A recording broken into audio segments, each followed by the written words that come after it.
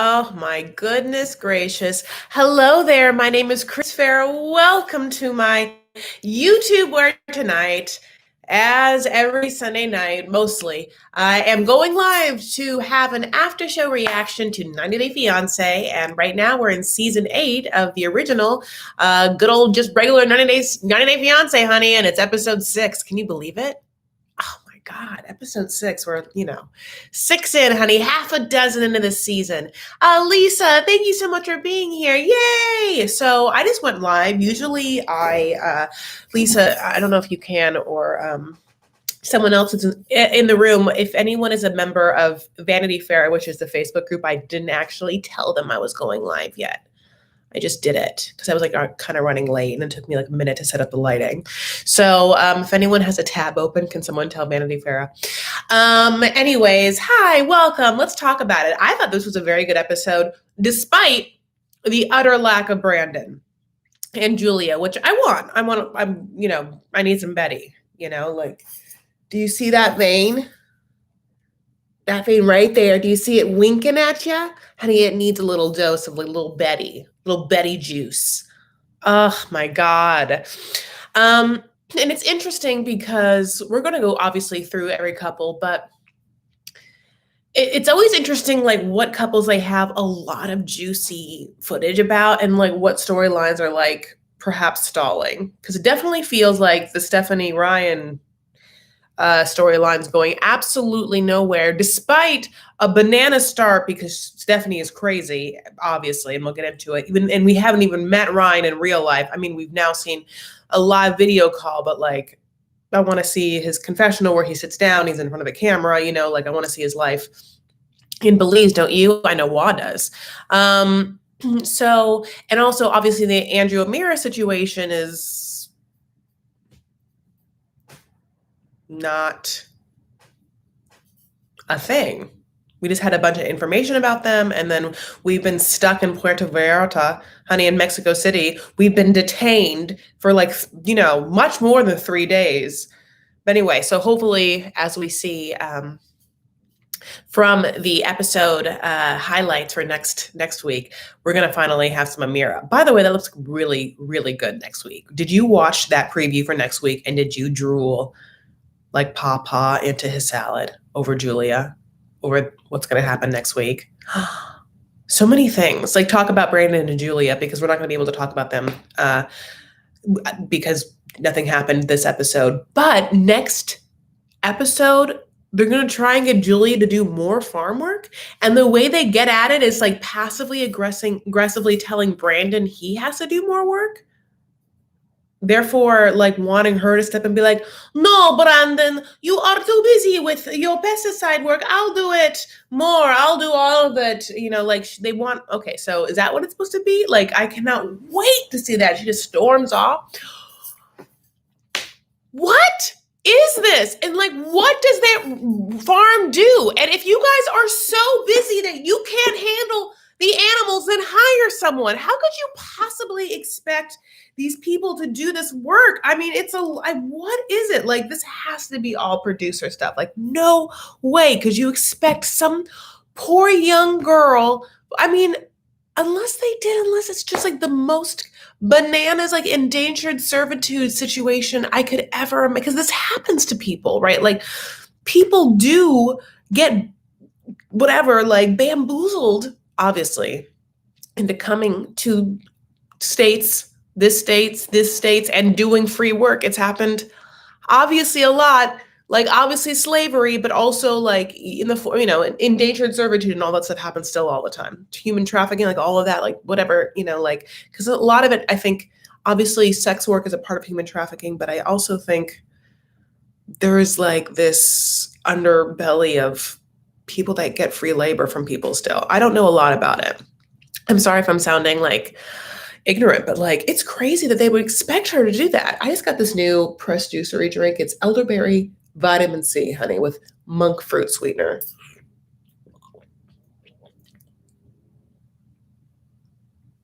Okay. Well, slightly sweet. Okay, so yeah, I cannot wait to see that and the barrage of other things happening next week. I keep hacking at my hair, and so that's what's happening. My hair's in a ponytail. Let's get into it. So, okay, let's start with Yara and Jovi. I should also say that I missed the first 18 minutes of this episode because I was at the grocery store. So I know that I missed a scene between Mike and Natalie where, from what I gather, and this is why I love this room because you guys can fill me in, what I gathered from Twitter, like Detective Chris went to work, was a scene in which she tells him he has to lose weight and or body shames him and or is like the meat and the alcohol, like like none of it bread, like we have to curtail that. So I wish I could tell you more, but that is what something like that happened, and I'm so sorry. So I can say that obviously another explosive preview for next week is this scene. I'm gonna go. I know I said Yara and Jovi to immediately start talking about Mike and Natalie, but okay, but because I don't, okay, I will talk about Mike and Natalie, but in next week, there's this like banana scene where Mike and Natalie go at it when she says that his ex-wife is low class or the way that he's living, or I don't know what's happening. It looks like they're eating off paper plates. I don't know what part of her like she's addressing, but the low class or whatever it is, but he just like snaps. And so I know, I mean, obviously I'm going to have to rewatch this episode to watch Natalie go in on him over like the way he looks. Cause I mean, that probably fuels that, right? Jovi reminds me of my husband. That's great. You guys aren't really telling me what happened. Natalie's so mean to Mike. Yeah. You guys aren't really telling me what exactly happened in that scene. That's okay. You guys know what scene I missed. Okay, because you want to talk about Jovi. I'm sorry. So I'll go when we guys talk about Mike and Natalie. Someone tell me what that scene was. So Yara and Jovi. So this is where I pick up. So this is where I miss. I pick up where Jovi is like getting on the plane, not really getting on the plane, honey, like leaving the part of the airport that like Yara can't see anymore. Obviously, I know Yara's upset. You know, like. She's been upset. She doesn't want Jovi to have this job. And Jovi like loves this job. Jovi loves his job, New Orleans, strippers. His mom's cooking.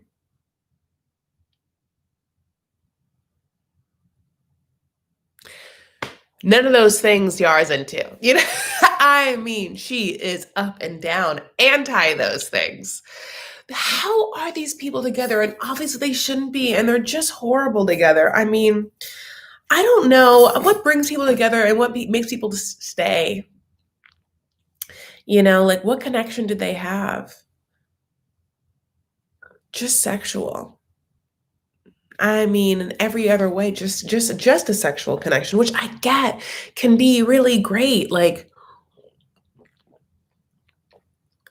I get that especially if you've been starved over, you know, some sort of like span for a real human connection and like that intimacy. I know it can spark some things and some sort of infatuation, but my golly, has it stood a test of time that, you know, that's a testimony to itself. So she got upset because this is talking about Natalie. She got upset because Mike offered her closet space and she wanted drawers only. She said Mike's closet smelled. She was inexplicably angry, even though he offered her what she needed. That's funny to me. The way you wrote it was funny. She got upset because Mike offered her closet space and she wanted drawers only. That is what happened? No, Mike, I cannot hang. Can you give me some drawers? So I need heated drawers. Can you please? I mean, okay, I can't wait to watch. And complained about not wanting the closet. Not like I'm gonna watch. I'm gonna be so upset. Listen, wouldn't you like if I was her, I would just take the closet space and try and add some layers, some levels to the closet. So you can like, you know, can there be like a bar that's put on top of the I'm sorry, a drawer, and I'm sorry, a shelf on top of the rod, so to add, and then you can get like, I don't know, honey. Mike said, no more croissant, too many carbs. Natalie makes huge deal of it. Cheers to that. That's exactly what she said. Oh, because she didn't want the closet because of how bad it smelled.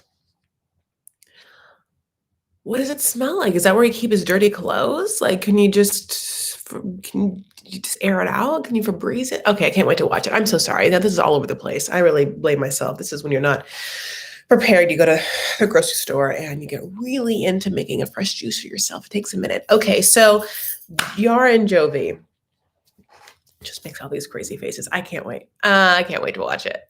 Lupe, thank you. So Jovi is leaving the airport. That's honey where I am. Okay. And Yara, I always think that she looks really cute. I'm very into Yara. Like, I like Yara. I like her.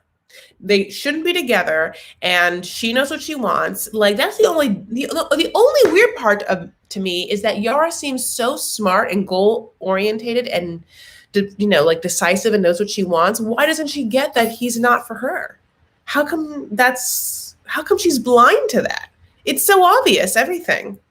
Even her being left in Croatia to have whatever, God bless, miscarriage procedure. Like, how are you still here? And then like, okay, so she's bored, honey, very, very bored. She hates New Orleans. She doesn't understand it. Someone throws up on her shoes. She cannot stand this place. So when Jovi's like brown-haired friend calls her, that mousy girl, and is like, let's go out or whatever, she's like, okay, I am not going to be best friends with this girl. Like, Yara's like, this girl is just going to literally help me pass a little of my time while Jovi's gone, because all my friends are in Ukraine. So, I don't. Now, here's another thing. Jovi's friend takes her to get a manicure pedicure, which is great. And it's a good place, like we, as girls that get manicure pedicures, there's a sniffing out we can do of what's going to be a quality place to get. And this place looked clean and nice and, perhaps a good selection of colors and obviously great massage chairs, which Yara is very into. She's like, can we get these in Ukraine? Like, I need this in my $23 million apartment, honey. And like, I need to this is it. Like, guess what? Joey's going to come home and like on top of that white rug is going to be that white massage chair. She's just going to be like, zzz, but he's going to be gone. There'll be change locks. Okay. So I want this girl who, Jovi's friend, who is somewhat discerning, like discerning enough to like, be like, Yara, you're not for Jovi. Like, she gets it. She looks at Yara and she's like, two things. A, I'm a bitch. And I don't give a shit about Jovi because he can watch this and know that I will eat him alive and I have no friendship intentions with him, because I'm going to now tell Yara, who I can see is too good for my friend, every which way possible that Jovi is not for her. Like, every secret, I mean, things that, could you imagine? Like, the things, she girl codes Yara in a way, I think, while also not giving an F and not precipicing it. That's not the word I want. Like, precipicing. She doesn't say beforehand that, like, I know what I can say can be embarrassing, or I know this is going to sound crazy, but I'm telling you this because I just feel like you should know everything. Because when I see you, it just feels like maybe you and the Jovi that I know are so mismatched. I'm having a hard time. So yeah, this girl is like, Jovi is mayor at the strip house. I mean, like, it's like, Ace of Diamonds when he goes in, honey, like they're all like, Jovi, like every big titty stripper is like, Jovi, like, I don't know how he has money and how he spends it all there. I don't know, like, Jovi makes a lot of money, and like, no wonder why he likes his job. He makes a lot of money working 1 month on and 1 month off. Like, that's how he pays for this place in the warehouse district, and that's why all the strippers know his name. I mean, right? That's why he can afford the white rug, honey. He never say he couldn't afford the white rug. He just said he didn't want a white rug. So anyways, this girl's like, he slept with all those strippers, honey. He slept with them, like, all the time, like, picked them up, like, like, let's just say every tooth in his mouth, more strippers have been in his bed. And one of them peed there. this disgusting story of how preface, David, thank you. This disgusting story of how he bedded some drunk girl, so drunk, in fact, that she wet the bed. Told everyone. He just like, that's the kind of guy Jovi is. Like, he will take an incapacitated, belligerent person home. But you're going to get married to him? Are you guys going to have kids right away or what? With that good old daddy material? I mean, and I wanted, like, does Jovi's friend know the whole, like, Croatia left Yara thing? Because if she knows all of that and she says, like, are you going to have kids? Like, there's something kind of like, she's on the show, honey. I mean, she's on that show. Everyone's saying Sarah's a messy friend. I mean, someone just said, where's Waz Puppy? Believe me, I definitely wish Waz Puppy was in my life, you know? Okay, so that girl does not want Jovi to get married, and we don't want Jovi to get married. Yara has to find a rich man. I mean, like, 100% David of David and Lana would be a better match for her. Same type beta male that she can, like, boss around. And yeah, he's big, like, older than her, but, like, he's rich.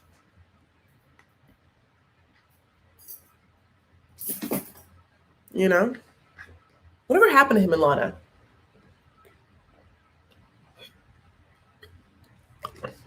Vanessa, you're so sweet. I'm wearing Charlotte Tilbury supermodel. Okay, so Andrew and Amira. I'm just going to get rid of these people. Andrew has now been at this resort this whole time, and it's like a 3.5 star, am I being a bitch? Puerto Vallarta, I can't talk tonight, resort. Puerto Vallarta. And I don't like it. Like, supposedly, it looks like he has like some sort of suite, but like the furniture is just, I don't know.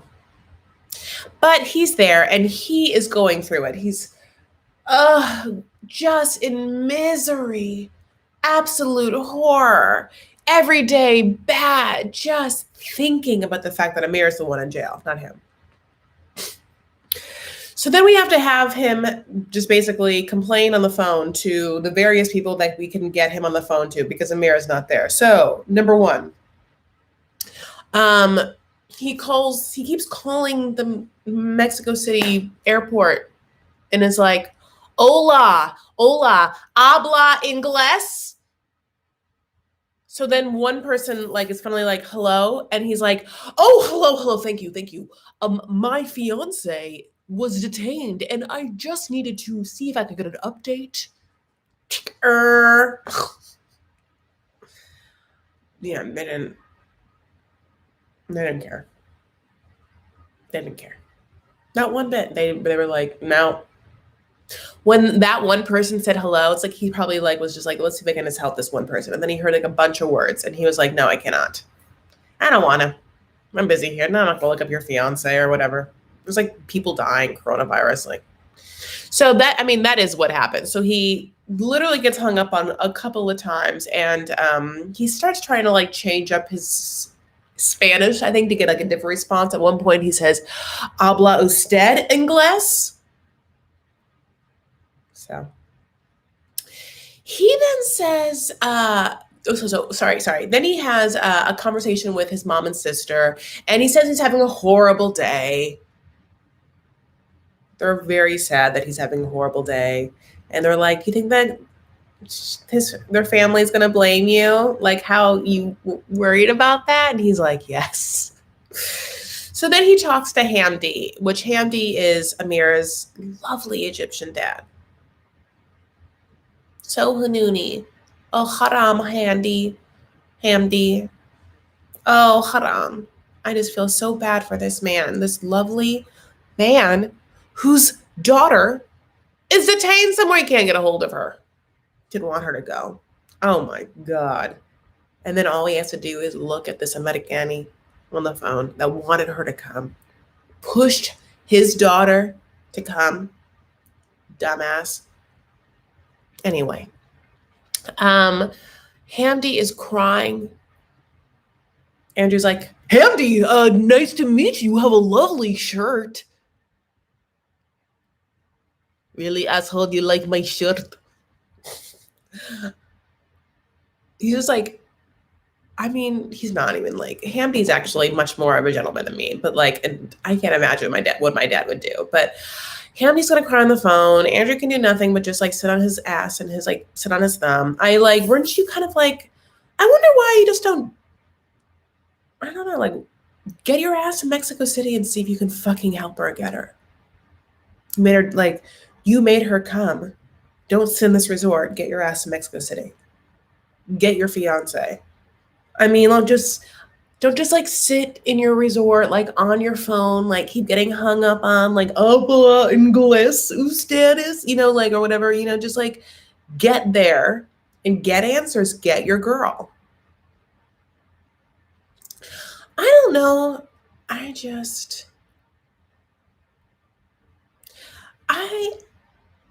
What is it? I just feel like, I think I have maybe an unrealistic view of masculinity or care in that way. Doesn't it? Or conversely, you can tell me if you feel like Andrew is just like selfish and doesn't even care. Just wanted like Amira, who's a nice girl who like seems like she'll suck his dick, right? He finds her on the internet, is sick of reading stories to the kids in his mom's daycare, tries to get this girl that probably will suck his dick on a continual basis to America. Coronavirus happens. He gets upset that he has to be even more isolated. So he like pitches this plan. He just isn't it, right? He's like almost like sometimes even culty like in his oafness, with a much better vocabulary, and he can articulate better than culty, but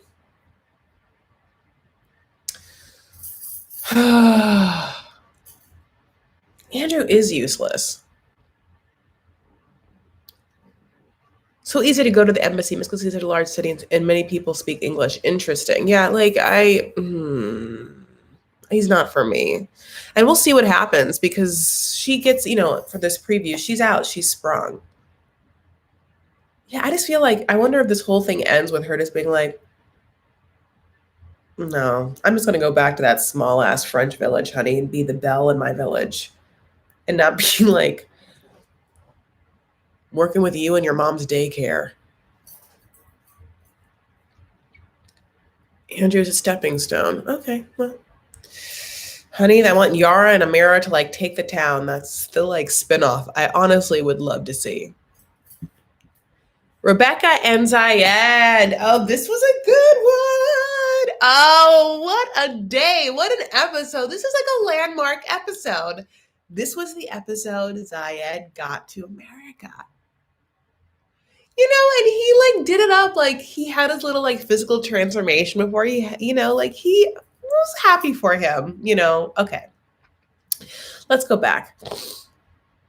Rebecca's daughter, who just loves splashing red eyeshadow on herself with not nary anything else. Don't worry, like no contour eyeshadow, like nothing in a crease, not like no eyeliner, no like mascara, just like, just like if this was eyeshadow, she just like go like,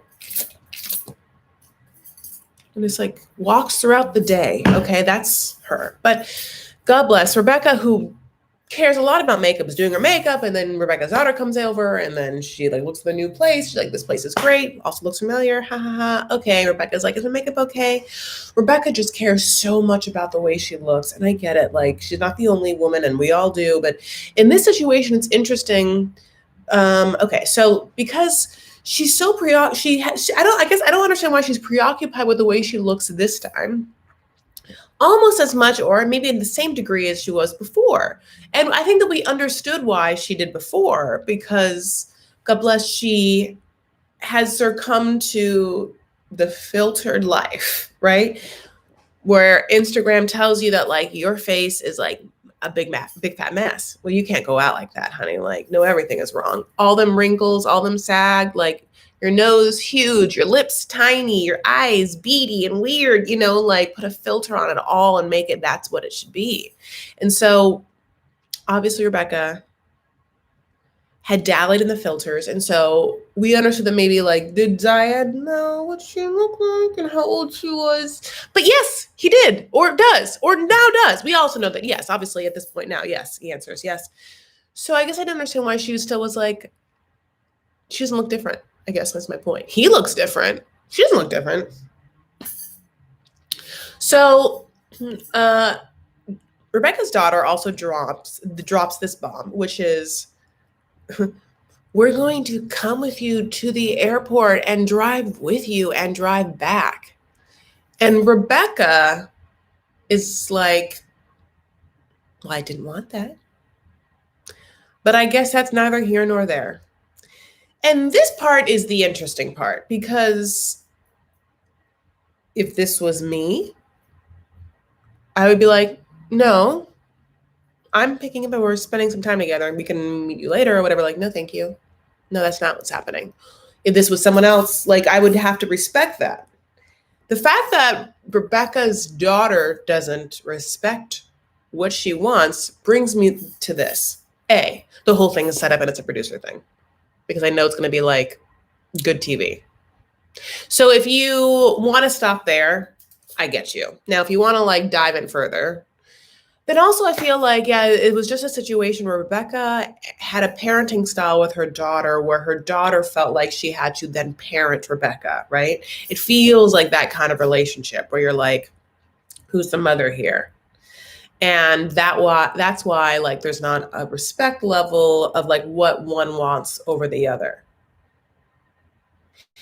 And I know that she's not alone in having those like boundaryless or somewhat muddled relationships with parents or whatever. But in this situation, I feel like, yeah, Rebecca should just be able to be like, no, respect my relationship. I just got my fiance back. We're going to spend some time together. It's totally valid. And it's crazy that like she wouldn't.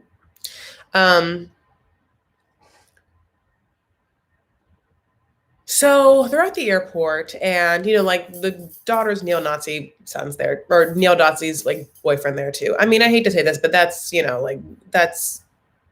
that man looks like, honey, he's killed people. I mean, he scares the f out of me, So I'm just saying, like, if we check his social media, honey, he was in Washington, D.C., like, not married a couple days ago. You know what I'm saying? Like, so they're waiting at the airport and they find that Zayed's airplane has landed, and they are waiting, and Zayed comes out and he makes his, like, again, his BG staying alive, like, process and runway walk towards Rebecca. Rebecca is just as smitten as she was before. She gets at him. She like smells him. She's like, oh, you look so good. You smell so good. You look, she's just like, she loves him, loves that man. And he says he's nervous. His overall demeanor is just try to be cool, right? He's just trying to be cool. He's so nervous. He's trying to be cool. Look at what he's wearing. Look how much perfume he has on. He like tries to be cool to Rebecca's like daughter and the neo-Nazi. He like gives him just 2 kiss, like he's probably like really tired. He had to stop in Frankfurt, Germany. We like know this, and this is just, I don't understand. It's always the same. Like, it must be in their contracts that the minute that you land, you must have a conversation where the foreigner wants to go home and somehow the American person doesn't see why. And in this case, yeah, they're like, what do you want to do? He's like, go home. They're like, great. So we'll all go out to get drinks and we're all driving together. And he's just like, oh yes, I see. What a surprise that she's there. Perfect. I just spit on my, he's just like, perfect that they're here. And so they're all in the car. It was not a bad car ride. I thought it'd be worse. He's like taking pictures and taking video and sending it to all of his friends. And, like Weem is like waiting on his like WhatsApp text. And Weem, honey, you'll be waiting for a long time. They go get drinks, and the neo-Nazi says the first line of the day, which is just like, what are you going to do for work? And Zayed's like, I'm not. Oh, not work. That's why I'm here. I'm Zayed. I was born in the bosom of a woman. Do you not ever meet my mom, who only wants me to sit around and eat the food that she cooks and for me to be happy and blessed by God? And I decided to leave that woman to be with your mom. So my work, I'll tell you my work is making an avatar on the Wii console I made your mom buy me. I'm playing tennis. I don't even know. I'm really bad at the video game jokes. I'm like, I wish I knew more about I don't even know. Call of Duty. God, it's like so like, no, like what do they play now? What are the one that like Travis Scott went in? Fortnite? Yeah.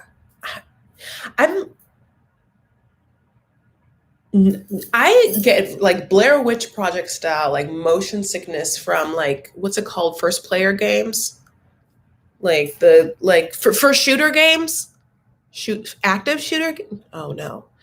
Whatever. I cannot do any video games where you like have to like control what you're looking at in the whole sky. Like I cannot do it. I can only play a video game where like I see myself on the screen. I'm jumping, and I'm just like boop boop. I can like I need to see myself and be able to move that thing around the thing. Okay, you guys all know what it is, and you're definitely was like all first person. Okay, so Tariq and Hazel. Let's get into it.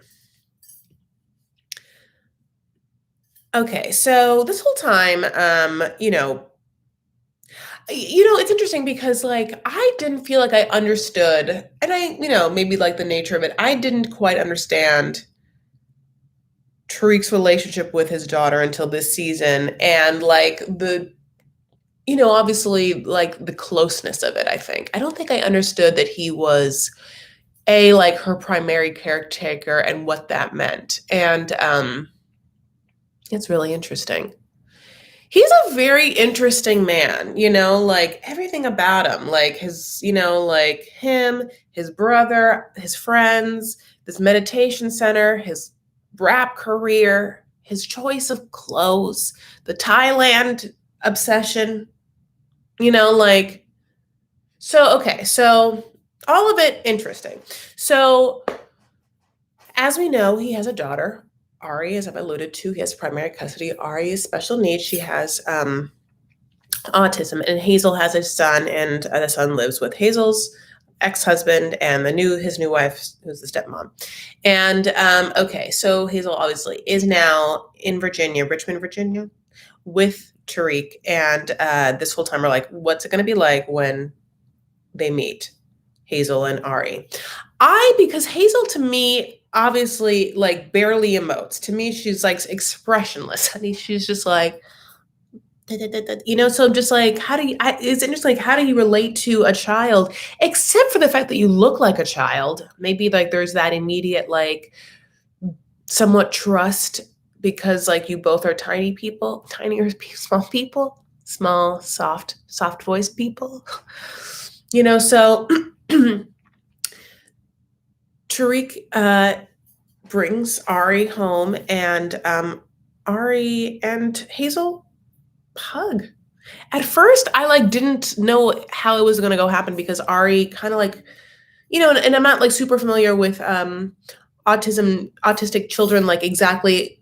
It looked at first, I'm gonna say it. It looked at first like Ari wasn't super comfortable with Hazel. Like Hazel's kind of getting close, and Ari wasn't making eye contact, and I know that's a thing. And so like when Hazel like went in to like touch Ari or get like hug her, I was like, girl, don't. Like I thought that Ari was like not gonna be into it, but Ari was into it, and then they embrace and hug, and it's really sweet. And I think that Hazel can help clean. the house. All the shoes, kind of get that going. Yeah. So we also find out that Ari sleeps with Tariq, and I get it. I'm sure there's gonna be like parental advice people being like, no, you shouldn't do that. I'm sure you can argue a case for separation anxiety, independence. I don't know, again, like the parameters of sleep training with an autistic child. I think that it'd be probably beneficial to try and start weaning the child into sleeping on their own. Especially just because, yeah, you have someone else there and the child's, getting of a certain age. I was raised by my dad and I slept with my dad, not every night, but like I would take naps with him all the time.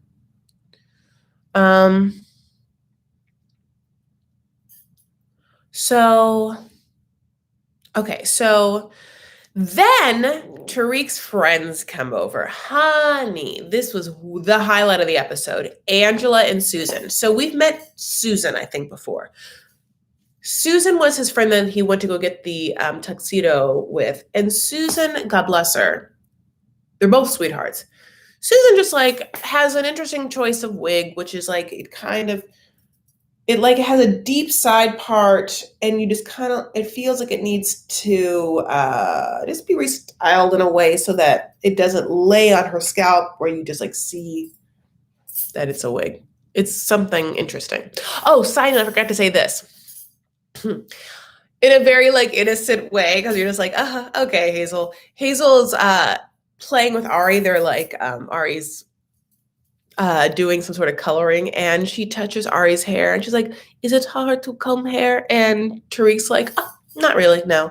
And I respected this, A, because you're like, oh, Tariq like combs his daughter's hair, that's so cute. And B, you're just like, like Hazel's hair is Asian-y hair, and like, God bless Ari's hair is like lovely, person of color's hair, different textured. And I wanted to be like, well, okay, let's just answer this question like truthfully. Hazel, for you, there will be a learning curve to combing Ari's hair and like styling her hair. Yes, it'll be different.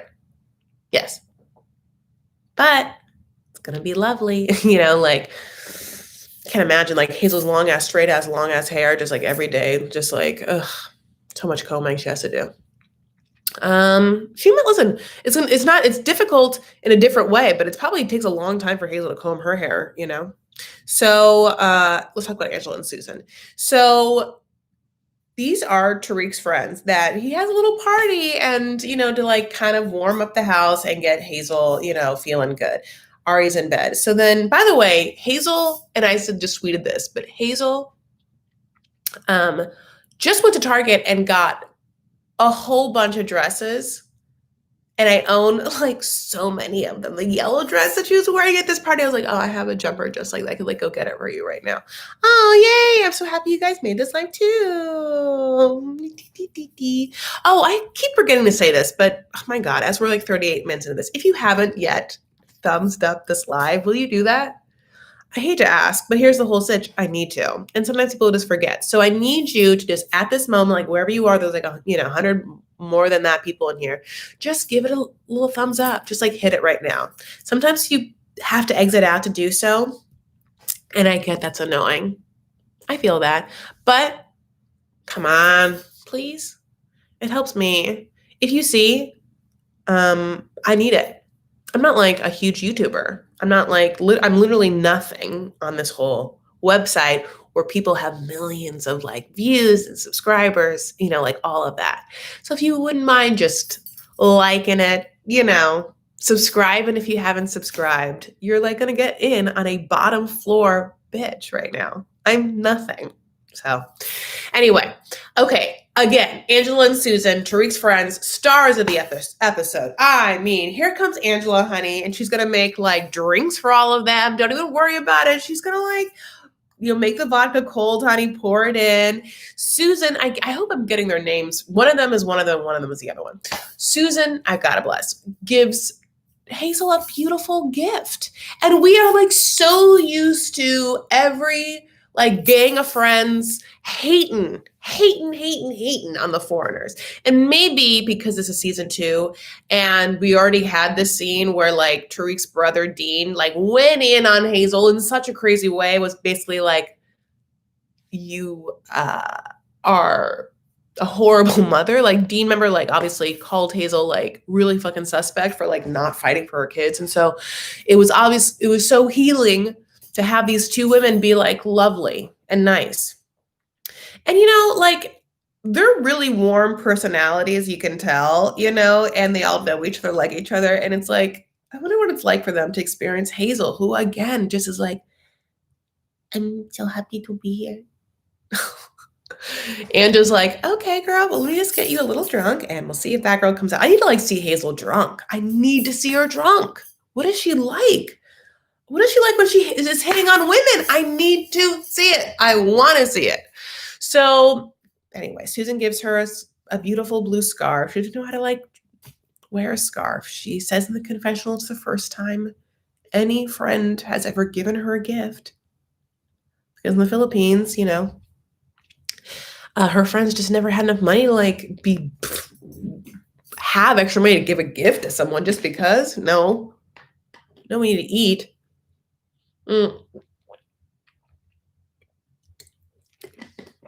So then she kind of does get a little loose and she's like, all right, well, it's a horrible accent, but she was like, was Tariq ever crazy? And they're like, well, we know some things. And Angela has a story, which is they used to live in the same building. She used to live underneath Tariq and just would hear him bone every person. It was just like, I couldn't believe you would get married. Just bone them all. Angela and Susan were just so warm, so nice. Like, anytime there is like a flash of warm human light and spirit in this trudge of a show, in the barrage of negativity that is reality shows, in the media, I would say parade of horribleness that's been whatever this past year. I'm just like, oh, I just want to see more Angela and Susan. I just want to see more like warm girls, like not hating on someone, like giving a gift, like laughing and just like genuineness. Like I know I'm starved for it.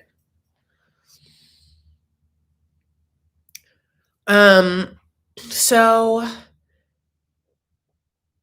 I also have to say, Hazel's gonna have to get Ari to not sleep in the bed with them because she needs that bedroom free for someone else to be in there. Like she has to get Ari out, honey. She has to bring someone else in. Can't have 4 people in the same room. I'm fascinated. Like when Susan hugged, I think Susan is Susan. When I'm hoping that I'm not messing them up and it's Angela. But when the person that went with Tariq to get the powder blue suit and the person that gave Hazel the gift, when that person hugged Hazel, that person was like, "You're beautiful," and Hazel was like, "You too." And in my mind, I was like, "Is this Hazel's type? Is this Hazel's type? What is Hazel's type?" So okay. We're not nearly done. Not nearly. I need to get into Stephanie. And this has disintegrated. I knew it was disintegrating last week, and I talked about it in my recap. If you haven't seen my recap of last week, the edited recap, you can. I uploaded it Thursday night. The live I did from last week, I ended up deleting, which I said because I had an allergy attack in it, and I couldn't breathe. So that's not happening now, which is great. But Stephanie, okay, is a crazy, pilled up mental case, obsessed with aging, sad, pathetic, lady who somehow stumbled into businesses and now has money and just terrorizes this kid named Ryan who has said yes to the money and help, like deal with the devil style. And this whole episode, nothing happened except for this. Stephanie finds out that, yeah, the coronavirus is still happening. Bitch, you didn't know that? So because the coronavirus is still happening, you can't travel right now. But that is like crazy to her that she can't go to Belize with her grandmother's or mother's wedding ring and get Ryan and propose to her in front of Harris and his mom. Meanwhile, like Harris is looking at his like watch his like dick bot, you know what I'm saying? Like, and like Ryan's mom has to contend with these constant phone calls from Stephanie because she's giving money to the family. So Stephanie, having found out the Belizean borders are not going to be open for her, proceeds to start calling Ryan 14 times in a day. And can you imagine, he like cannot stand her now. And she looks like she's just getting more pilled up. She's not, I mean, I don't, this is not even like pill. Like at first I was like, oh, it's just like Xanax. Like this isn't someone who like, this is someone who's like drinking with pills, obviously. This is someone who's like, can't keep her eyes open. I mean, she's like a narcoleptic, honey. She's falling asleep in the confessionals. I think that I just don't like her. I feel like I have to call her out because I feel like she's preying again. And I said this in the recap. So if you feel like, what is this anger coming from? I feel like she's preying upon the insecurities of women and trying to like snake oil sale them like all these stupid ass, crazy ass shots for like weight loss and like age reversal when she looks like that because she had one shitty facelift and not a neck lift. Just extensions in.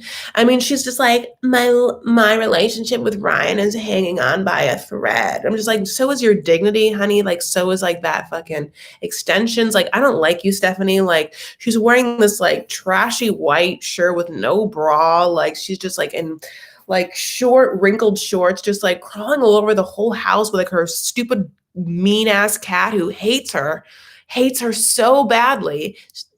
Kitty, like, what's gonna happen when Ryan gets here? Are you gonna like share your milk with Ryan? You know, like this cat does not care, and neither does Ryan. Ryan doesn't ever want to talk to you again. Like, this is pathetic. And she doesn't have a friend in the world. That's how you know Pam's not a friend. And you know those cousins are a friend. Pam's never been a friend. You know why? Pam works for her. And those cousins, like, they're not the kind of cousins that like she sees like every Thanksgiving, every Christmas. Mm-mm.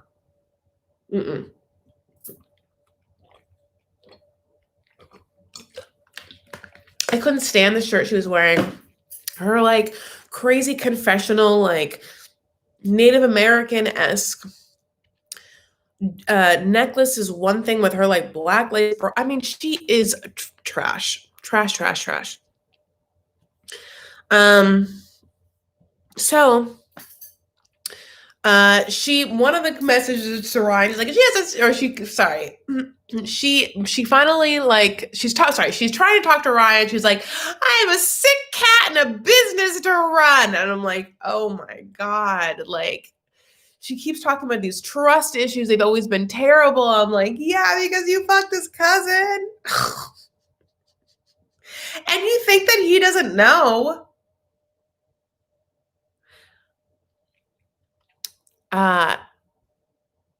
When she finally gets Ryan on the phone, I mean, this person has been over her for a long, he hates her. I mean, he is just like, he doesn't seem to understand. One of the things is like, he doesn't understand that she's paying for his job.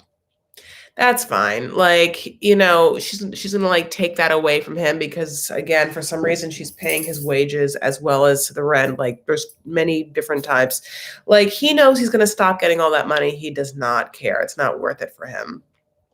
She's like, well, but then I guess you don't want to come to America. And he's like, no, not really. I mean, listen, I would go and like see how that world is, but like from Belize and I'll die in Belize. Well, what do you mean you're gonna come here and see how you didn't even talk about seeing me? He's like, yeah, get it, right. I don't care about seeing you. You are fucking crazy. Call me 4 times and you fucked my cousin. You think I don't know? You call my mom? You're nuts. And you understand the messages he's probably gotten, like this drunk ass white lady just like, Ryan, kitty, say hi to Ryan. I mean, like, can you imagine the videos of like the cat that he's seen and her kitty? I'm just saying he's had to put up with a lot. He's seen it all. He's heard it all. So many drunk phone calls in the middle of the night or whatever. She keeps talking about these trust issues. When she like he, I'm sure is just oves her 100%. It's in the middle of like the pandemic. Like there's been parts of the pandemic. I mean, like, you know, maybe you're feeling like, oh, whatever. I can see how people would be over it, but probably not at this point. This is like, he's just like, there's a billion things happening right now, lady, and none of it is important when it comes to you. I mean, people online on Twitter were like, oh, you want him to call you back? Stop paying his bills. Like, and that is something like, I want to know what kind of person Ryan is. If Stephanie stopped paying everything, is Ryan going to like try and come back to her? And then if that's the case, honey, you deserve it all, right? Then you're just like, oh, users using. Oh, I just looked down. Master of Blackjack Channel 2. FYI, I'm told cats are lactose intolerant and not the best idea to have it under the sheets. 100% I heard that too. So actually, it was so interesting because she was like, I had to deal with a sick cat in my business. And I want to be like, I wonder if your fucking cat's sick because you were like feeding it milk. I can't ever see Ryan with her. Like, this is the only thing. It's like, I really wish we could see Ryan not with her. Well, okay, with her, of course, but solo. I want to see him in his natural habitat. I want to see like the cameras in Belize. I already said this off the top of this, but like, yeah, don't you like? What is the job that he has? Like at the resort, and where is Harris? And do Harris and him see all the time? I want to see him and Harris hanging out. I mean, like, I want to see the mom have to be like, Ryan, that crazy white lady called again. You know, like, come on. Maybe I'm being too mean on Stephanie. Maybe I should be just like more embarrassed for her. But I think that like, obviously I have a lot of, yeah, I think that it's just a goddamn mess. And it started with her being like, I'm the face of my business, skin envy, where everyone's envious of me, my skin and my body. I don't know. I mean, like, it's just too much where I'm like, it's too horrible. It's too evil. It's too fake. It's like everything that's wrong with this world where you're just like, don't follow this. I think this is like the influencer that's like selling like teeny blend shit teas or whatever. You know, you're just like, come on. No, that's not it. No one is like gonna be like envious. Well, I guess I don't know. At the times in which I want to be like envious of someone or I feel like someone's aspirational, it's just because I truly believe that they are happy, whether that's fake or not, right? Well, they probably are not always happy or whatever, but like, she seems so sad. Truly, truly. Okay. Basically, at the end of this conversation with Ryan, she's like, well, Ryan, should I just go to the embassy and stop the application? He's like, go ahead. Okay. So again, we're gonna have to see what happens if she stops the funds, if Ryan's gonna like come back. But it feels like this is a stunted storyline and that not much is gonna happen after this. That all they had was like, Stephanie exists, you guys. Can you fucking believe that we found this bitch? And then, you know, the storyline not so much, but the character already intense. Okay, so Mike and Natalie was my last one. I kind of awkwardly started talking about them in the beginning when I was talking about Jovi and Yara because I missed the first scene with Mike and Natalie, which was the scene that we talked about, which is that Natalie says that Mike is fat.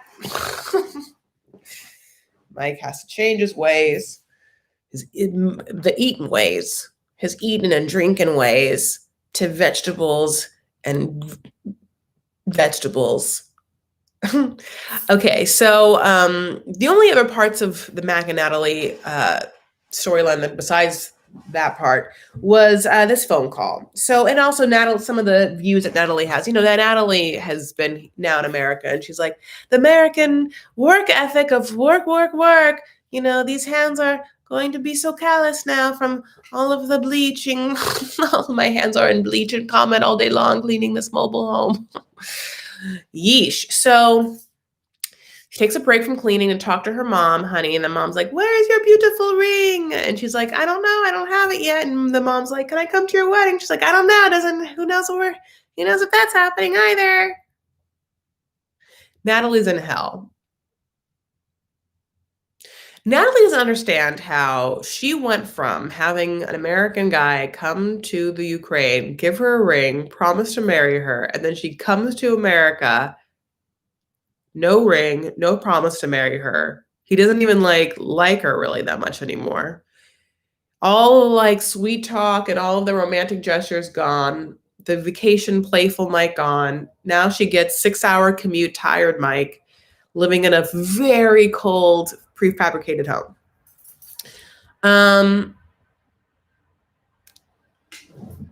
So this conversation with her mom is kind of going like neither here nor there. She tries to make her mom happy by giving her the hope that Mike just hasn't given her the ring because he's planning some big surprise, some big, elaborate, romantic surprise. It would have been great if he had done that at the waterfall. It would have been the greatest place for it, but really messed that up with the whole steak thing. So, I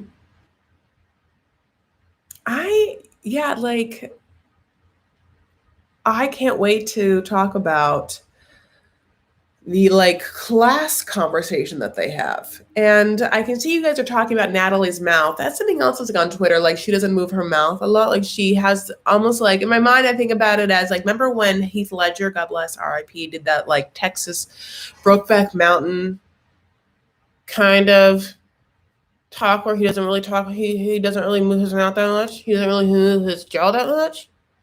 Yeah, I would love to of course, know exactly if Natalie's lips are real. They don't look real, and her mom has really thin lips.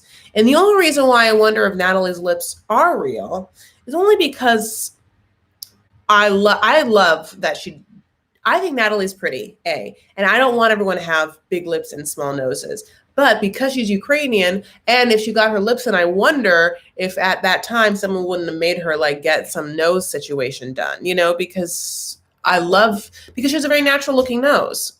So she hasn't gotten her nose job done, which I don't want her to. And I wonder if that also means she hasn't gotten lips done, because if she had gotten one done, would she not get the other one done? But then at the same time, maybe they're much different prices. Natalie had surgery. She has lockjaw. Maybe her lip injections made muscle damage. It's a mental thing. I mean, I have TMJ, grind my teeth at night. I move my jaw though. Especially, side note is when I went to the dentist during the May, June sort of respite from COVID, I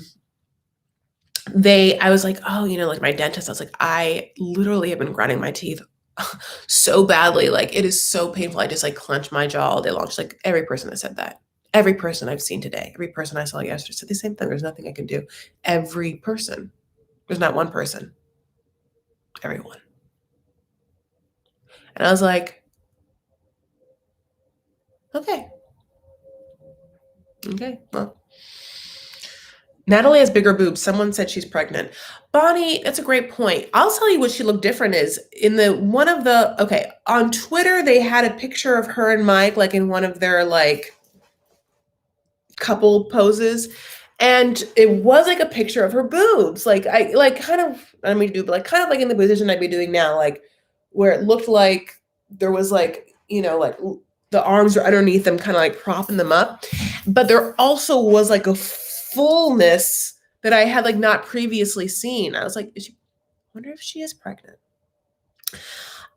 Not to spoiler alert, but spoiler alert, don't listen to the next 5 seconds, which is not a big spoiler alert. They got married, right?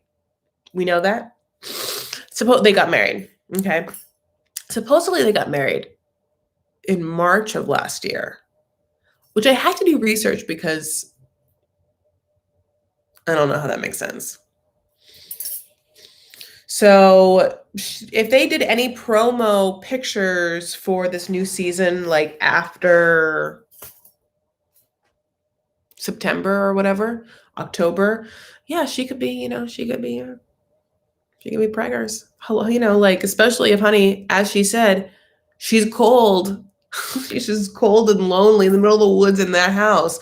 What are they going to do? She wanted to have kids too.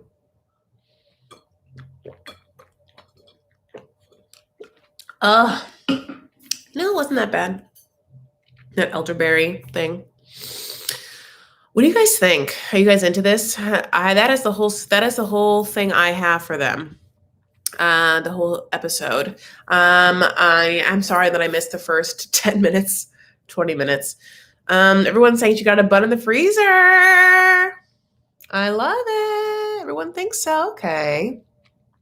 I'm driving up to Squim 2 hours from my house to spy on her throwing fits in the street. I mean, if she thought it was cold then, it's freezing there now, right? I mean, it has to be snowing there. Right, Lisa? Is it snowing there? This is my favorite part of the lives, when I can just talk to you guys. Yeah, this was a fun episode, but I just feel like next week's episode is going to be crazy. Natalie complains too much. Yeah. She just did not understand what she was getting into. And she didn't think that she was coming to the middle of the woods to live in a prefabricated home and eat on paper plates, sugary French toast on paper plates with no vegetables around. She's going to have to start gardening. I mean, that'd be great for her.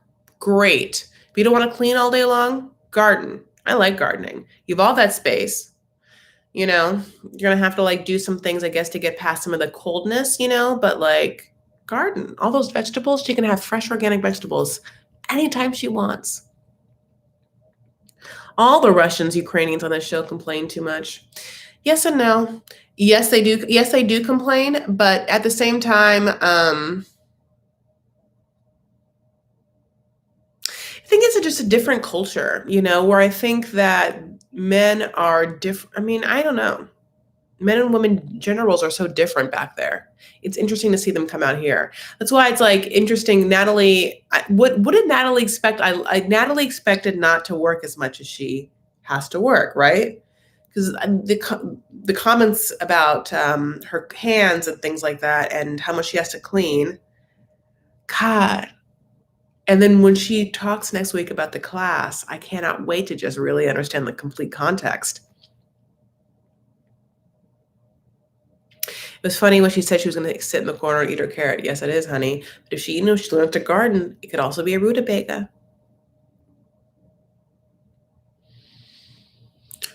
She doesn't understand what annoys a man. Yeah, like she doesn't understand that he doesn't. Why does she think that he doesn't want to eat meat? Like, I don't know. Like, she doesn't. It's an interesting thing. Because I know that in the Ukraine, men eat meat and drink. Those aren't for like foreign things to her. So she has to expect those are hard or annoying or frustrating things to want to give up, I'm surprised that she like doesn't understand that. It's again, it's one thing to like want someone to like be healthier, but like, yeah, her approach is really wrong. Yes, Jovi and Yara had a baby girl. The Christmas tree had an ornament. Pink. I mean,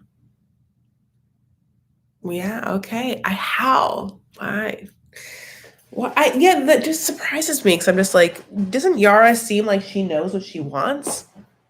And if you like, how knowing what you want, could you then pick Jovi? I know it's hard when you have like, I guess, yeah, I know it can be difficult.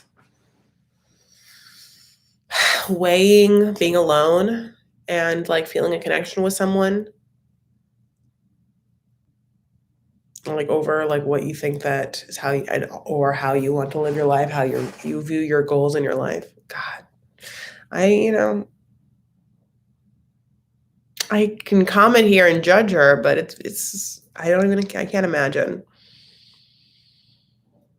I suspect she thinks she's a catch, Natalie, and so it's Mike who needs to change to conform to her standards. Yeah. Yeah, but it's funny because it is like, but Natalie, like, you're here by the grace, the fact that you, for the grace of God, like, you want to be here because you want him to, like, and get engaged with you, like, put that ring on your finger. Like, you're the one that fucked up by not saying you love him. Like, he's not trying to, like, get you back. 90 Day Fiancé is just a warning to stay away from Eastern women. They're terrible.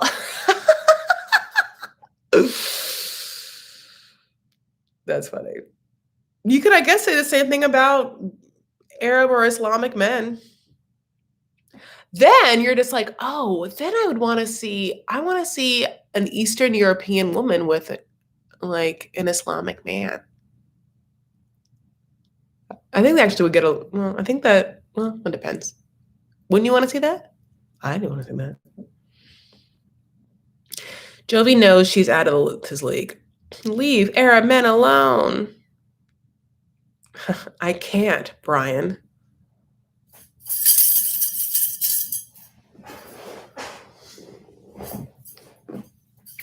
I can't leave Arab men alone, honey. They can't leave me alone. Shubarifni. Anfisa too. Oh yeah. I love me some Anfisa.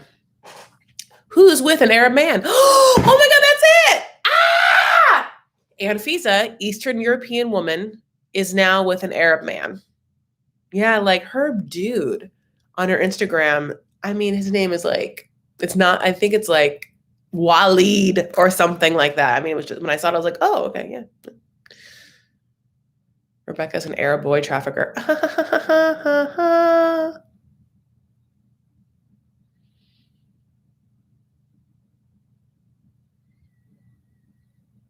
I have a feeling the Arab is not poor. The Arab? Oh, Anfisa's dude. He looks like someone who's lifted weights. She's like a weightlifter. He looks like he also lifts weights. But he doesn't look like he's like super, super wealthy. Also, he definitely looks like normal. I hope he loves plastic. Honey, yeah, she looks great. But yeah, no, like she, her whole face is different. She has a whole different face. I mean, like, she does look good. She does. Heard Rebecca had surgery to look younger. I wonder what she had. I gotta look. Is that on Starcasm? Maybe I can do I want to do, one of my favorite videos. I do the cast controversies video. We can do my research and deep dive into soap dirt and sarcasm and celeb dirt and all my like just obnoxious gossip rags and pull up every Instagram sleuthing thing I can do, except like anything I can do to like find whatever John Yates is talking about and like give it out to you. But I like refuse to follow that person because it's so slimy. So I have to like try and find that information after. You love Sarah. What do you mean you love Rebecca? Like you love her as a character? Yeah, I like Rebecca. You can't fix necks. Looks at Stephanie. No neck jobs at work. Yeah. But at some point they're going to have to. I mean, it's interesting because like I don't know about neck job. I don't know. I've never had either, but like the fox eye thing, like the threading, like Bella Hadid. Right. So everyone, like the Kendall Jenner, Bella Hadid, and like the Ariana Grande did this thing where like they put things there and somehow they lift this whole thing up. And you get like an idea, like something like that. Okay. So at some point they're going to be able to. No, that's not. Well, I guess it depends. There's that kind of neck lift or I don't know. Oh, thank you so much, Deneen. Thank you so much for my beautiful super chat. That's so sweet. I appreciate that. I'm trying to see. You know what? I'm having a hard time looking and seeing what your avatar is. Why can't I kind of? Is it a kitty? No, it's like two dogs, right? You know, I don't know why I can't see it very well. And did you recently change it? I feel like you had a different one. Are those your two dogs? I look like a crazy person as I'm trying to see it. Yeah. Cool sculpting. Okay. Listen, no. From the last time I did any sort of research, well, anyway, like, okay, so like for neck lift is skin, you want your skin tightened, like, right? Oh, Bonnie, you guys, thank you so much for that super chat too, Bonnie. Oh, look at that avatar, honey. You're looking like milk in that avatar. Body like milk. Yes. Bonnie. Thank you so much. I appreciate that. That's very sweet. Thank you so much. Janine, that's Lily's mom's fave. Oh, it's their flowers, Janine? That's so funny. Oh, I can kind of see it now, like Casablanca lilies or something. I like Casablanca lilies. My God, though, Bonnie. Look at that waist. Damn, Bonnie. Yeah. So, okay. So all therapy, which is like the Christy Brinkley laser, if we're going to get into this, is like the thing that I did like research on, like at least that's what people were doing like 3 years ago. Which the whole thing now is like, not the whole thing, but like a lot of these things are like laser or radio frequency things that will like stimulate your body's own collagen. So you don't see the results right away, but you see them in like 3 to 6 months as your body produces the collagen to dupes. And I've done that once, the old therapy. It's a laser thing though. It's like laser. I don't really know if it did anything. You know, when I lost weight, yeah, I felt like my face just was like, I feel like mostly I do feel like I have like some last skin here, which makes me sad. But I mean, yeah, it's like is this a neck lift? Like this is like a jaw lift. And like I guess if we're talking about Stephanie, it's like, or when I think of like a neck lift, it's like this skin. Is this skin the neck lift? Or is this skin the neck lift? Kybella.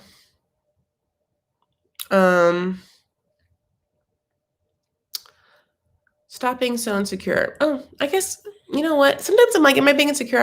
Is that the way I was coming off? I guess I thought I was talking my expert opinion about lasers and dermatology. I was trying to tell you about like, this is what I know, you know? So I hear you can inject bleach or use fluorescent lights on the inside. Oh, wait, that's to cure COVID. Oh my God. Bleach. Is it softener? The front. Okay, yeah, the front. God bless. Who knows what we're gonna have now? Like the Stephanie situation. Like she is a mess, and nothing that she doesn't even look good anyway, and nothing that she's shellacking or selling in that clinic is gonna do anything. Gonna do anything for you. It's just so sad. Oh gosh, guys. What else? Yeah. Um, I can't, I wonder how Yara and Jovi is doing. Like, wonder what they're like when they're happy. Like, I wonder what it's like when they're just like enjoying themselves, which has to happen.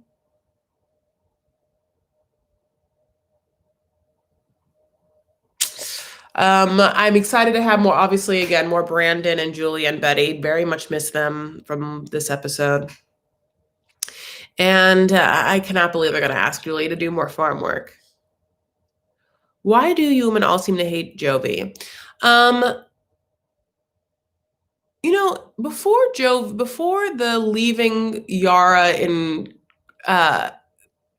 Croatia to have a miscarriage, at first I was just like, Jovi's just kind of simple-minded. I didn't hate him. I don't even really hate him now. I think he's simple.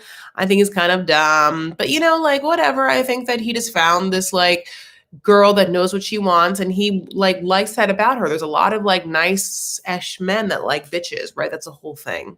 So when the leaving her in Croatia thing it's shitty.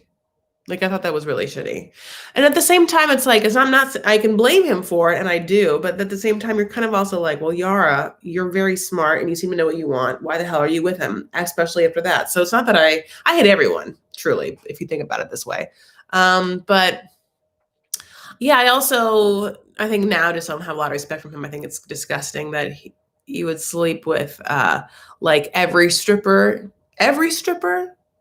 and all of them pee, and the ones that you're just like, they're so drunk, they pee in your bed. You just like take women home. You're just so wasted. Who's a bigger bish, Jovi or Yara? Why is Yara a bish? Because she doesn't like New Orleans? I mean, the meanest thing I think Yara has said is that New Orleans is a disgusting village. And I think it's ignorant that she said it because she has not been shown the beautiful parts of New Orleans. I thought she was right about the rug, so I thought she was right about being mad about, the operation in Croatia. So it's like, hey girl, hey. Oh, another super chat, Jasmine. What's up, Jazz? How are you? Jasmine Houston Burns. You have like such a good name. It's like it's a name of like someone who's gonna like who's gotten stuff done, continues to get things done. I think Yara acts entitled. Yes. And you know who I have an utter obsession with, and I'm not alone. It's what this whole country does or whatever. Talk about entitled. Is like this Mia Ponsanto person. I cannot stop reading everything I can about that Mia Ponsanto person, who is the 22-year-old, maybe Puerto Rican, we're not quite sure, person from Simi Valley who went to New York and then at an Arlo hotel, like accused a famous black trumpeter's son of stealing his phone, like trampled that man and his son in the hotel, and then got arrested, and then ended up that she left her phone in the Uber, blah blah blah, gets arrested in California, and there's all these other DUIs, all these other things from her past, right? And so I have become 1,000,000,000% obsessed with the story. Okay, if you don't know it, it's fucking just crazy. So she has like gotten kicked out of hotels in California, and she has 2 DUIs she's gotten or whatever, and she's linked to this billionaire. She worked at this watch factory or whatever, and then like this billionaire is fronting her like lawyer bills, and she goes on Good Morning America, right? I think it is Good Morning America, where she has a conversation with Gail, right, of Gail King, where she like Gail is like, did you see the video where you are attacking that child? And she's like, well, I'm 22, so I'm a 22-year-old girl, so I don't see the context here. And they're like, you attacked a 14-year-old child? I mean, it was crazy. And she's like, enough, it was bananas. So I have just like deep dived into Mia and her like privileged, like why she would even believe the thing she did, or how could she be so privileged or whatever. And so that should be like it's been a minute because I can't get enough of that. But that chick is horrible and entitled. I know. So like, yes. Is Yara entitled? Yes. I think that Yara is lived to like a city life. And I think that she just thought that everything out here was going to be like Kardashian and Jenner's. And so unfortunately she doesn't have that. But it's weird because you're like, you're not entitled to that. Your life isn't that in Russia, is it? Is your life like that in Russia? Then yeah, I'd be confused too if you came out here and it wasn't. But if it wasn't like that in Russia and it's not like that here, then what's the problem?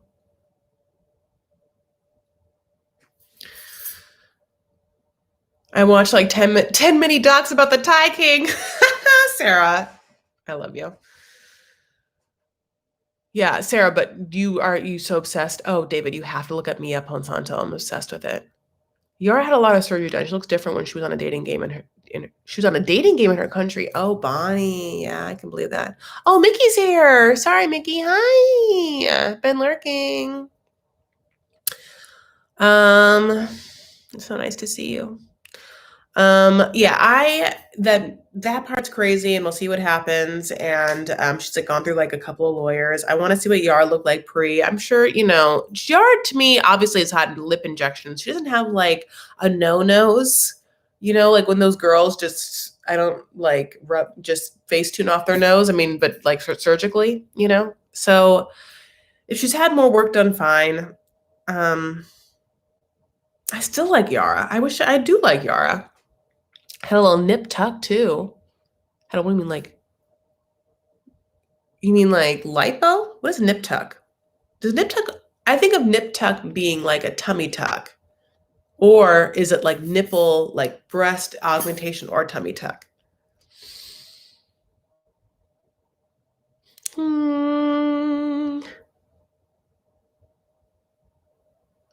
Yara had a lot of work done on her face. She looks like different from when she was on another show. Okay, I can believe that. She's so young.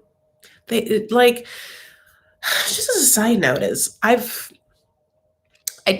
haven't been on Instagram for like 2 weeks, and it's because not my feed as much as just like the discover page, like the search page of my Instagram is all celebrity plastic surgery, all of it. And I don't want to see it. And I know that due to algorithms, it's like due to like things that I've looked at before, but it's like I cannot look at it anymore. Just any plastic surgery. Okay. Yeah, what is the show she was on? I mean, I'm sure, Jasmine, it was like Russian. How did you guys find it? Is this like just like a YouTube deep dive? She had some sort of like, someone posted on Vanity Fair something about her answering questions today. I forgot to watch it. Thank you, whoever did that. I can do everything but the duck lip. I don't like duck lip, or I can't do the no-nos. Or the like, just like, it's an upturned, like tiny. It's the Khloe Kardashian. It's the same thing. Yeah, I can't even look at Khloe Kardashian now. I just like look at her and I'm just like, fucking, you hated yourself so much. You did everything. You did everything. Your Wet Sock had a clip of her old show when she was, God, that Your Wet Sock like got into the 90-day thing, honey. It was not just OnlyFans. Okay, yeah, I'll look at that. So your Red Sox just does like all 90-day stuff? I'll just look. I don't have to ask you guys. Mine is all babies and families with 6+ kids. Sarah, I absolutely wish I could just trade. I wish I could trade for you. Mine's like Kendall Jenner and Bella Hadid. It's just all of it. I just like can't even look at it now. I'm like mad at myself, I guess.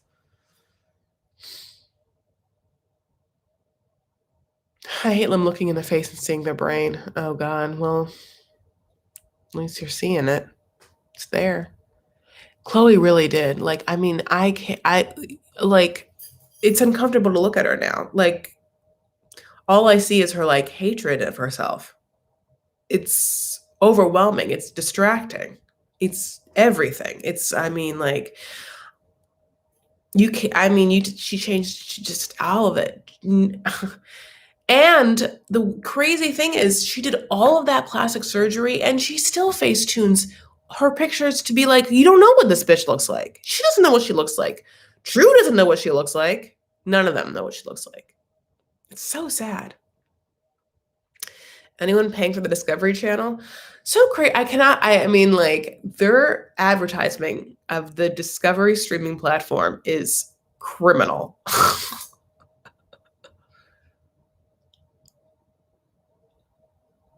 Please do 1,000 pounds, sis, please. Is that a new show? Is there a new yeah, like is there a new 1,000 pound sister show? And every family with a child with Down syndrome, because I love those kiddos. So God, Sarah, I can't believe how different our spoons are. She does. Like, yeah, I don't know what Discovery's going to do with all their programming for 90 Day. I'm just like obviously so weirded out and pissed that they wouldn't just like pay me to do it. Okay. Yeah, 4.95 a month to watch unlimited Big Ed. Oh my God, that one. He's a star. Well, maybe Yara can be a star. They're on season 2 of 1,000 Pound Sisters. It's about the YouTubers Tammy and Amy Slatton. Oh, okay. I just read something about this. Was it something like they had to have like and like they had to like talk to one of the sisters because the sister started gaining weight after having a kid or something? I don't know those people. I don't know. I think I started watching a little bit of 600 Pound Life. My 600 Pound Life.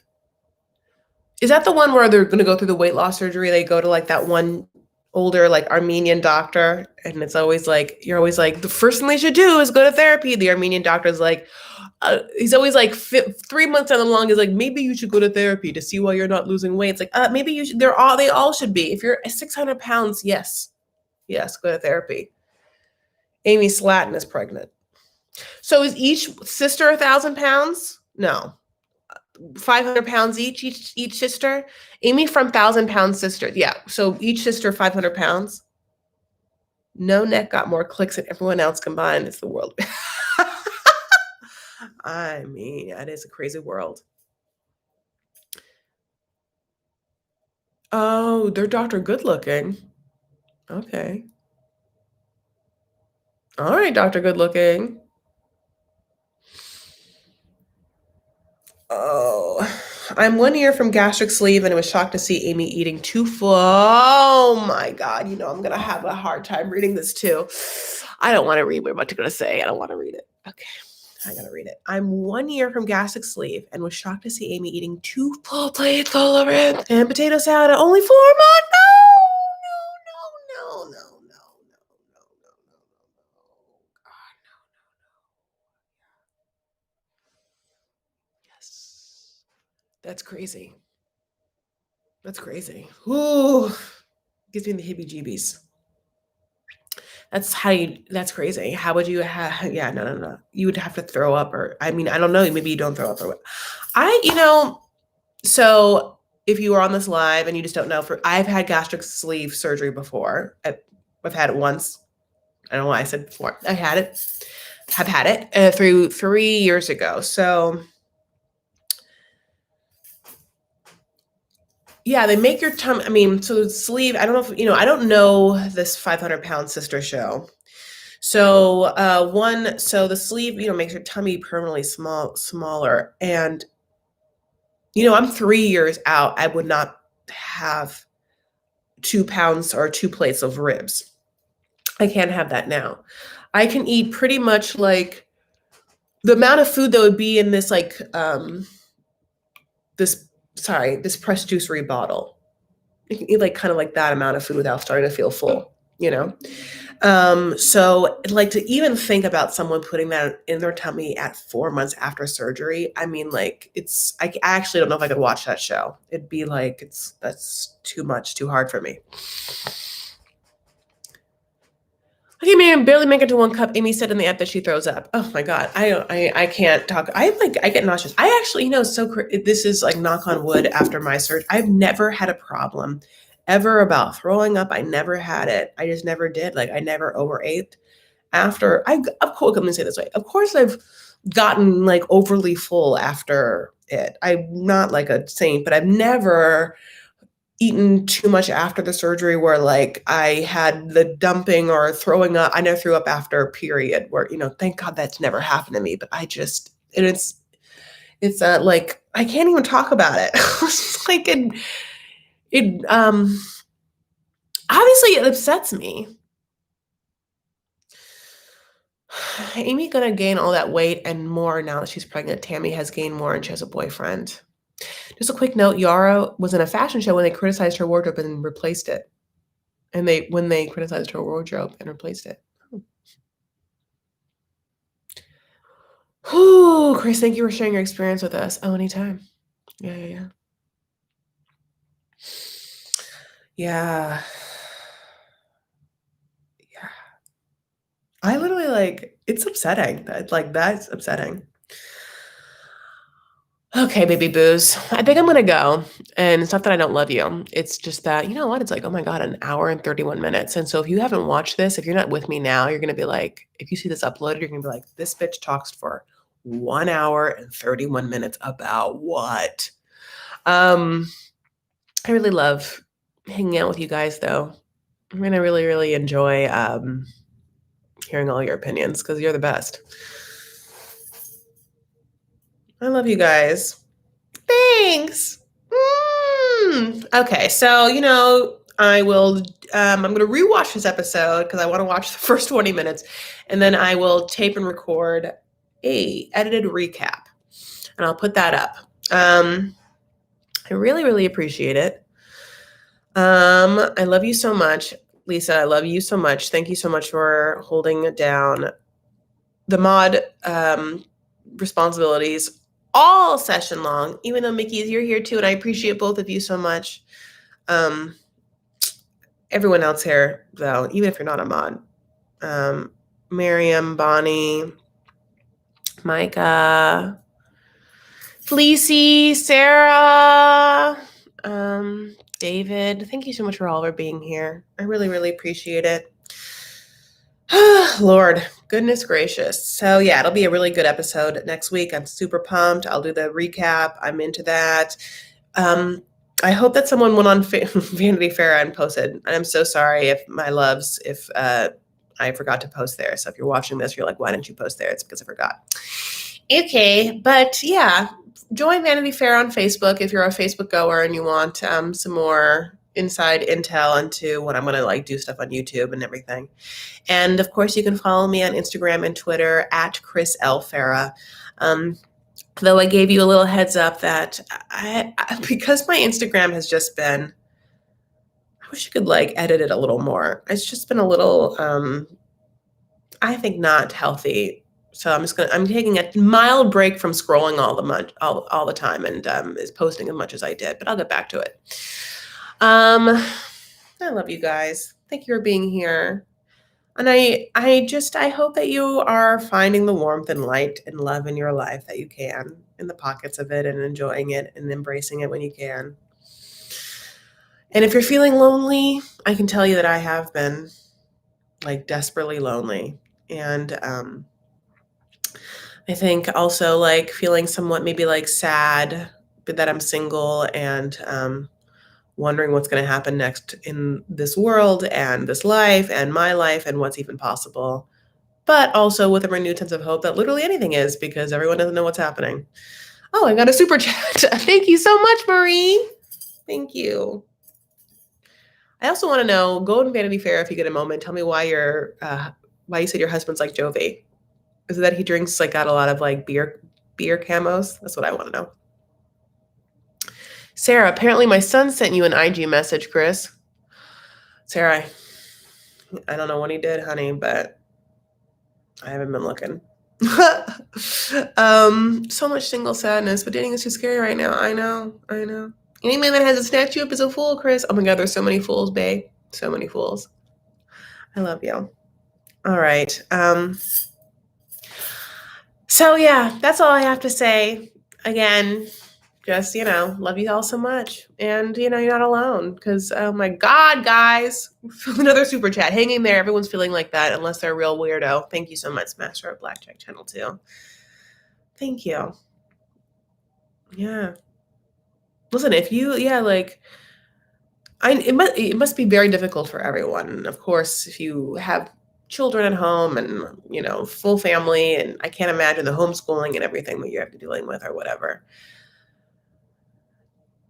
And I'm sure from that vantage point, me just being a single woman has whatever I want to do any time in the day, really, to do whatever I want seems maybe like attractive.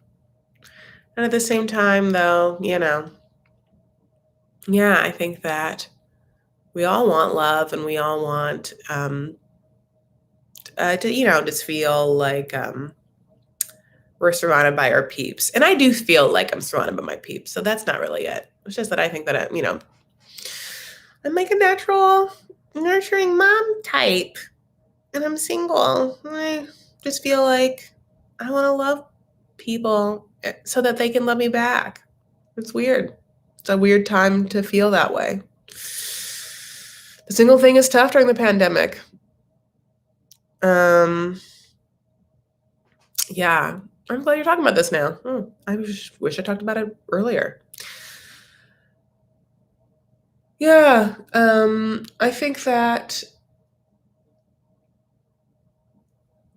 the good news is you can really spend a lot of time doing a lot of personal development and a lot of self-reflection and do things that you have put off. So that part's really great. And yet I think that because sometimes these times are so scary, how lovely it would be to curl up at the end of the fight and the day into the bed and arms of someone who shares your sense of home and speaks your language, I guess, right? And just feel that comfort. So that part I think is like the sad part for singles, where you're just like, oh, everything's really like falling down and who knows what's going to happen anytime. And then to go to bed alone is hard.